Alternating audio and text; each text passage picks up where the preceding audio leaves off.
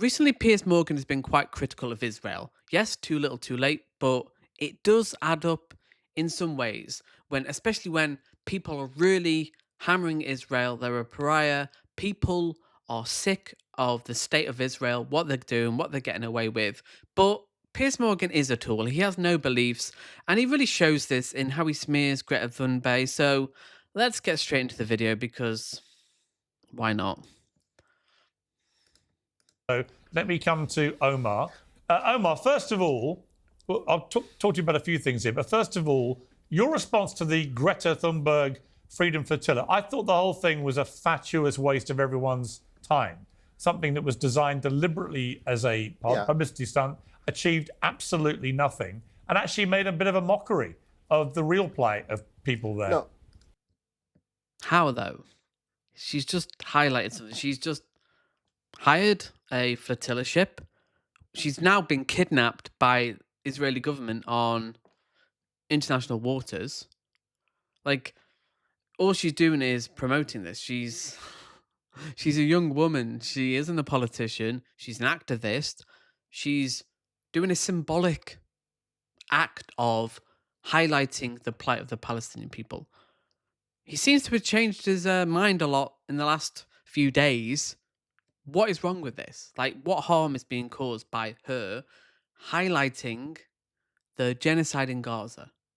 Because you admit yourself, Piers, that what Israel is doing is abhorrent.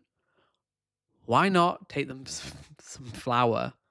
Yes, it's not a lot of flour, but it's more than you're doing, Piers. I think we disagree on that, but let me just say, Emily claims that she is not a spokesperson for the Israeli government, but if you just listen to the avalanche of propaganda she just spewed on television, the question is, would it sound any different if she were officially hired by the Israeli government? And the answer is no. She has no qualms, no intellectual honesty, no moral consistency, and is simply just here to say whatever she needs to say in order to make the Israeli government looks good. So that is pro-Israeli government propaganda, whether you're officially employed by them or not, is entirely secondary. Now, on the question of I actually Greta, condemn the Israeli government, think but continue. that there is something attention-seeking about protests by definition because you're trying to draw attention to an injustice. And in the case of Greta, she is drawing attention to the fact that Gaza is under siege, that Israel is blocking food from going in, that people are starving inside of Gaza because of the policy that Israel has imposed on them, and world governments are displaying an unspeakable moral failure in refusing to stand up to the Israeli government and insist that food get to the people of Gaza. And so she's taking it upon herself to get on a boat and ship food there. That is what people do in a protest. Yes, she may have known that it's unlikely that the Israeli government and the military are going to allow her to get through, but that doesn't mean that you don't try and challenge unjust systems. That is just basics. I mean, when you think about Rosa Parks refusing to get up and go to the back of the bus, you can say, well, that's symbolic. Well, yes, it is symbolic, but it means something. You can't when you seriously, see an injustice, you refuse to just accept Omar, it. you can't seriously. You refuse to accept it. Omar, and let by. Omar, with the best will in the world, you cannot seriously, with a straight face, compare Rosa Parks to Greta Thunberg. Come on. Why not? Like, history will vindicate Greta Thunberg. Whether you like her or not, whether you believe in the science or not, we'll look back in 100 years and Greta Thunberg will be a face of the movement. She just will.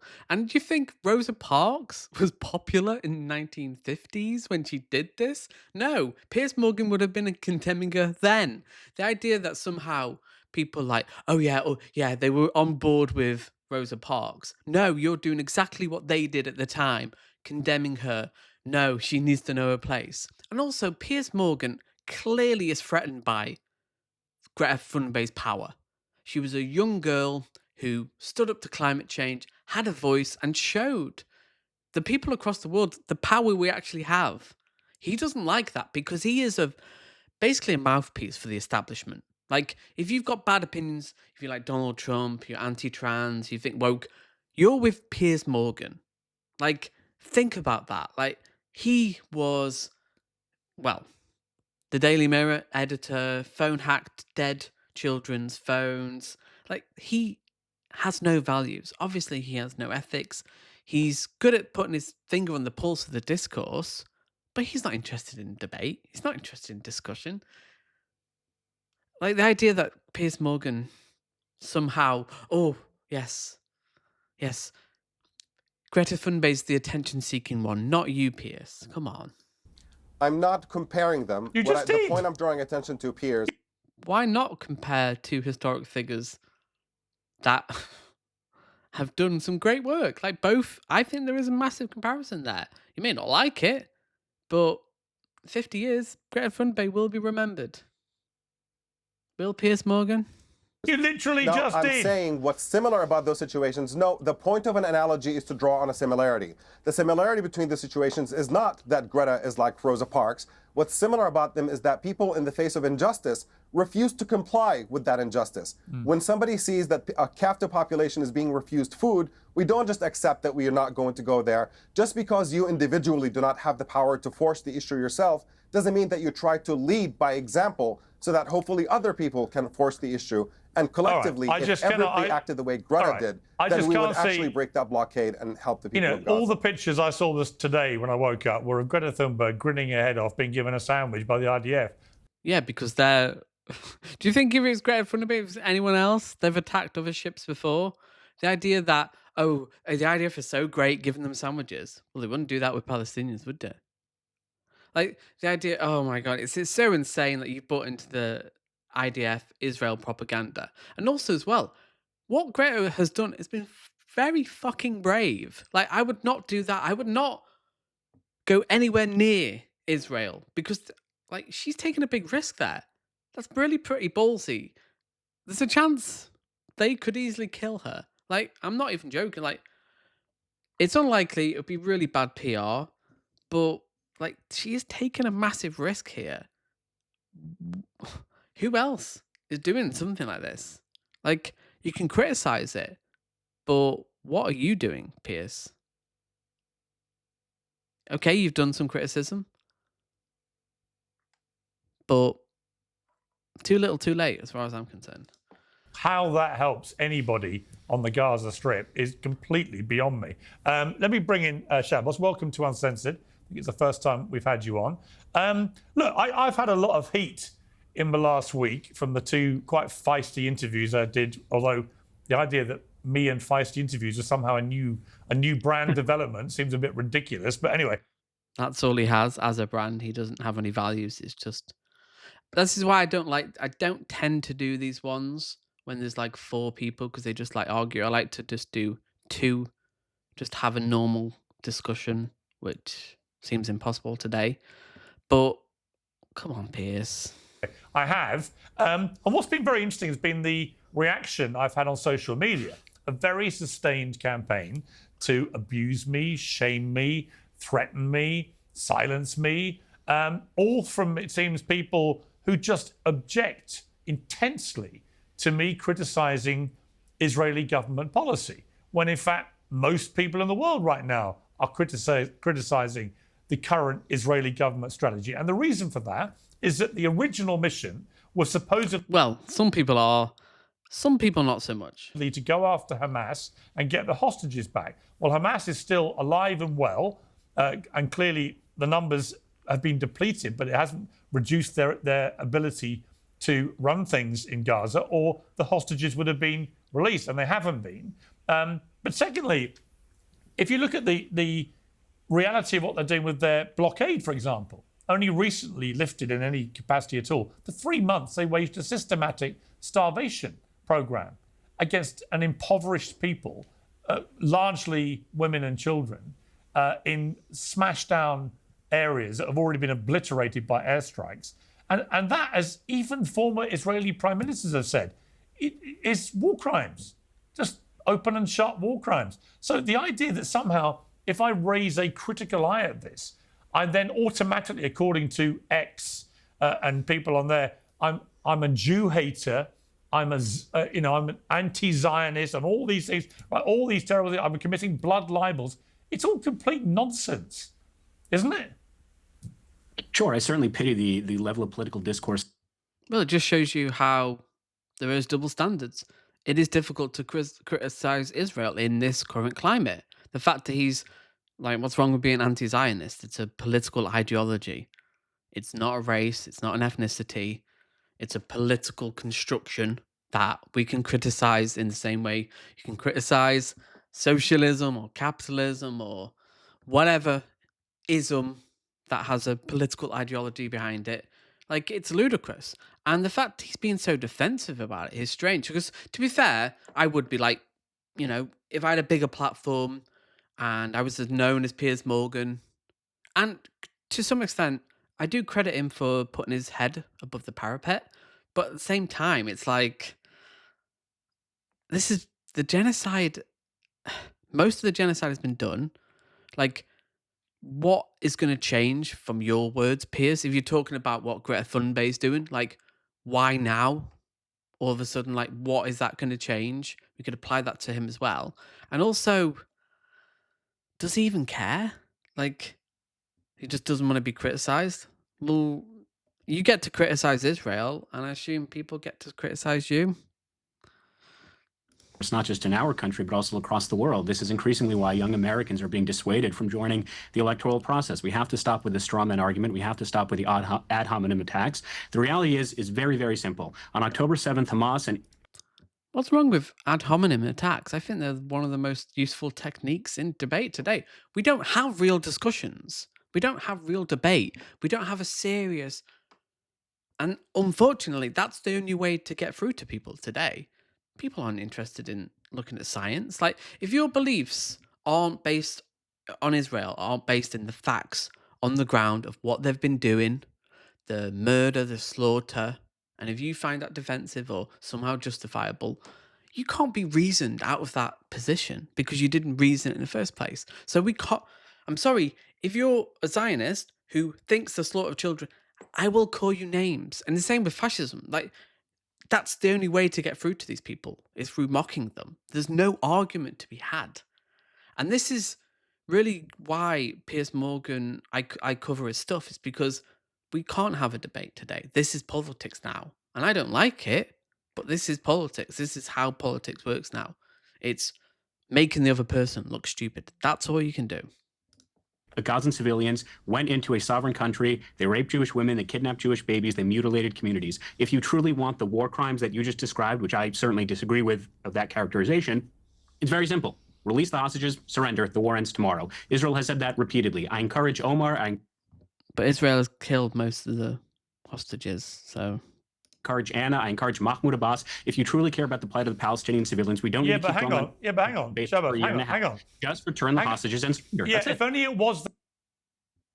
Why is the onus always on the Palestinians, the weaker of the two in the power imbalance? Why not Israel, the biggest funded military in the Middle East, America backing, UK backing? Why is it always this? Like, the onus? No.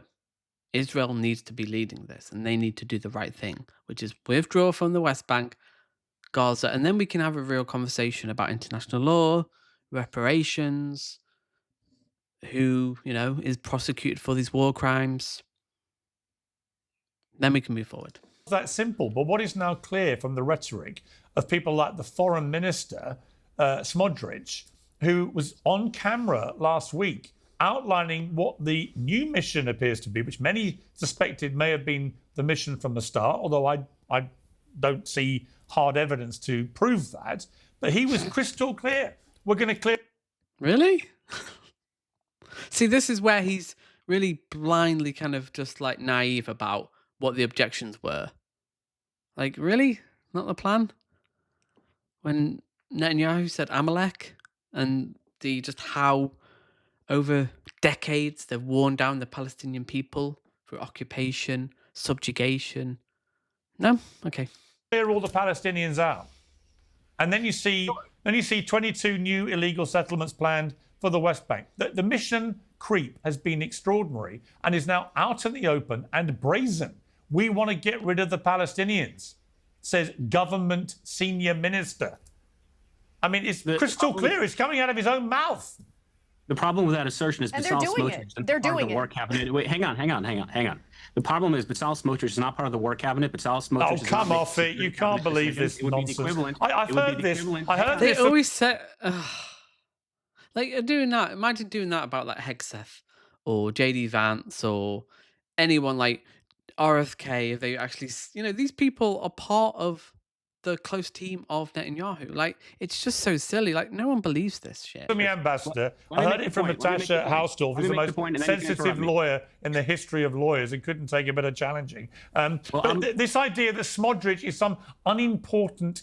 Of course they can't take challenging, because then you have to get into the realms of evidence and truth. And it's undeniable. They have nothing. Like, when you have Tipi Hulatelli, David Mensa, like Benny Morris, all these interviews, they have to say exactly the same talking points. Hamas, Israel's a democracy, human shields, don't be mean to Israel, stop being nasty to Israel. It's like, that's all they have. relevant person in the Israeli government is for the birds. He's one of the loudest, strongest, most influential people there. He's the only reason Netanyahu is actually prime minister. And if he yanked his support for Netanyahu, bang, Netanyahu goes. So please do not try and treat me like an idiot by saying that Smodrich is somehow irrelevant. He's obviously not. So if you wanted to disagree with the answer, you first have to hear the whole answer. It'd sort of be the equivalent of you going on national television saying, well, Marjorie Taylor Greene said X, Y, Z, and therefore that's reflective of the federal government. But Bezalel Smotrich is someone who I proudly protested against. He's not. Yeah, Marjorie Taylor Greene is kind of MAGA embodied. Like, she really does embody the values of Trump, the MAGA base, just the craziness of what they believe, their ideology, the fact they're a cult and they defer their beliefs onto another. Yeah, Marjorie Taylor Greene is pretty representative of the MAGA ideology. Not making decisions. She's not in the cabinet. What's the analogy? I don't get it. She's not. No, it would be like Marco. It would be It would be like Marco Rubio doing it, and then it would be highly significant. There's no comparison in Marjorie Taylor Greene and Smodrich. He's the foreign. There is the ideology and what they represent and what they say and what they want to implement. Yeah, the analogy does work. Yeah, not the power position, but that's minister of Israel. She's nothing. Hang on. First of all, Bezalel Smotrich is not the foreign minister. That's Gideon Sa'ar. Second of all, Bezalel Smotrich is not making decisions pertaining to the war. What is his? What's his job title? The finance minister. I'm sorry. He's the finance minister. Let me correct that. I've said that twice. It's wrong. He's the finance minister, the equivalent of the chancellor of the exchequer, which in my country is the second most important member of the cabinet, right? So it would be the equivalent of that in the United States, right? And the idea that that's Marjorie Taylor Greene is nonsense. Sure. So the broader point is this. There are currently 0 Jews living in Jenin, 0 Jews living in Nablus, 0 Jews living in Gaza. If you truly believe that Gaza is trying to be repopulated by Jews, then why is it that every single last Jew was kicked out of Gaza in 2005, including dead Jewish bodies that were dug from the graves in order to be... No one said that. Again, they talk about strawmans. Expelled from Gaza. The reality is as follows. The overwhelming majority of the Israeli people believe in a two-state solution. Increasingly, though, the problem is not the Israeli people. Is that true? I'm not sure if that is true, to be honest. Like, that seems to have gone by the wayside like years ago. I think that's the only solution, but do Israelis want a two-state solution? I don't think they do at this point. Problem is the Palestinian people, who are increasingly, as all public data supports, they do not believe in a two-state solution. They believe in Judenreich land from the river. You don't know what you're talking about. You're just I think, if anything, Palestinians do want a two-state solution because they want their own state. Israel should have a state. Palestine should have a state. That's not what I think Israel wants right now. Of a Palestinian country. And that is the issue at hand. Of course, innocent civilians are being killed in Gaza. That, unfortunately, is a consequence of war, which is why it was a really bad strategic decision. It's not a war. It's a genocide. Let's not act like there's an equal level playing field of, like, somehow the IDF has the same material and armament capabilities of Hamas. Just simply not true. Decision for for Hamas to invade Israel on October 7th, which is why if you truly want to end the conflict, it's not rocket science. Just call on Hamas right now, release the hostages and surrender. Why is it that there was a Thai national who was not Jewish, who was not Israeli, who was released from captivity 2 days ago? What was he doing as a hostage in the terror tunnels of Gaza for more than 600 days? The reality is Hamas is a dictatorial, tyrannical regime that obliterates any emancipation that the Palestinian people have to self self-expression and the freedom of movement. And I call on all peoples, whether it's on college campuses, whether it's in the media, those in Western civilization, if you truly care about the Palestinian people, then you do everything in your power to amplify the work of the Gaza Humanitarian Foundation, which just yesterday gave 1 million boxes of aid and is doing the exact same thing today and will do the exact same thing tomorrow. absurd. Okay, let me shot at people. I've given you a good chance to speak there. Palestinians have Anna. died as they. I have to get this out. Okay. You We'll end on want Anna's to talk response. about how Greta Thunberg got involved in some sort of, political theater, whatever. I don't care what anyone thinks about Greta Thunberg. I see that as a distraction. What it's distracting from is the fact that IDF soldiers are intentionally shooting at and killing desperate Palestinians as they're trying to get humanitarian aid from this Israeli-backed organization, which, of course, is able to even exist because they defamed UNRWA. They starved Palestinians for months. Shut up. They starved Palestinians for months. And then, as the Palestinians are desperate for food, they lure them in with this Gaza Humanitarian Foundation and shoot at them. Upward of 200 people since late May have been shot at and killed by Israeli soldiers. Do not forget that. That's the heart of this story. And let's not forget about the 232 journalists in Gaza That's not that true. have been slaughtered Hamas has been by the shooting them. IDF. The Gaza Humanitarian You're Foundation You're even confirmed it was You people Hamas. disgust me. They confirmed There's it was no Hamas. humanity And the with only people thing like you, disgusting Emily. here No is the person humanity. who is intentionally None. lying and None. blaming the Shut up. Okay, that's enough, and that's enough. Oh, that's another rabbit hole. Anna Kasparian. She's gone all over the place. Her trans views. I don't want to get into that, but she's right there, and she's feisty, and that's what we need. Come back to the left, Anna. Come on, like Cenk, they're good on Palestine, not necessarily great on everything else. Let's not get into that. But yeah, I hate it when it just kind of just falls into just shouting, and that's all Piers Morgan wants. He doesn't care about Palestine. He doesn't care about truth, honesty, journalism, integrity, facts. He just is a mouthpiece for the establishment.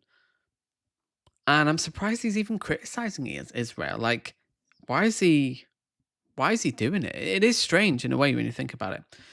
Either way, give me your comments below. Why is he doing it? And I'll see you next time.